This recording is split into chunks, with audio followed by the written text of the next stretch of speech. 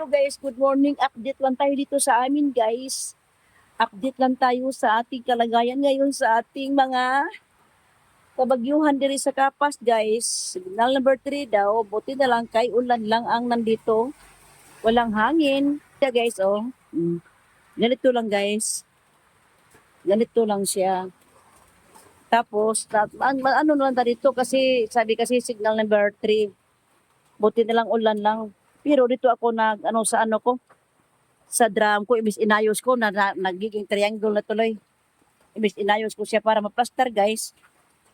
Binarasan ko siya sa ilalim, nagbarasa talaga ako. Tapos, inano ko siya dyan para binago ko ang style niya, binago ko, no? Tinanggal ko siya sa pwesto niya. Kasi parang siya tabingi. Ngayon, guys, imbis inayos ko siya, nagiging triangle tuloy. Tingnan mo, naku. Wala na, guys, wala na pag-asa, di na maayos to. Puno na eh. Puno na guys, mga tubig ko guys, pati sa drum, puno, ay, sa CR, puno yung dalawa kong drum, sa malaki, puno na siya. At saka, pinaghandaan ko to eh, malinis silang lahat guys. Nilinisan ko sila bago ano, kasi sabi kasi ni Dieselma, may bagyo daw.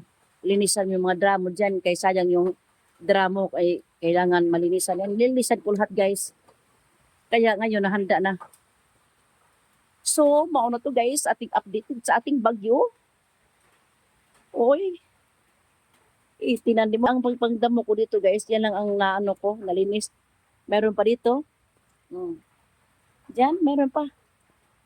Mga tumba na sila yung mga ano, dahil sa ulan. O, di ba? Yun lang guys. Yan lang, support this video. At yung mga tindahan ko, inalis ko dito yung mga ano ko, mga kindi, inalis ko dito guys. Inalis ko kasi baka kasi lumakas ang hangin, baka mahulog pa siya.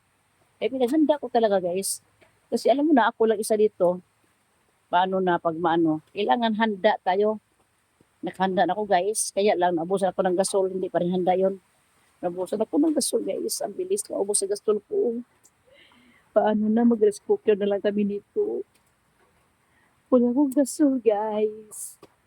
Dito lang guys. Bye-bye.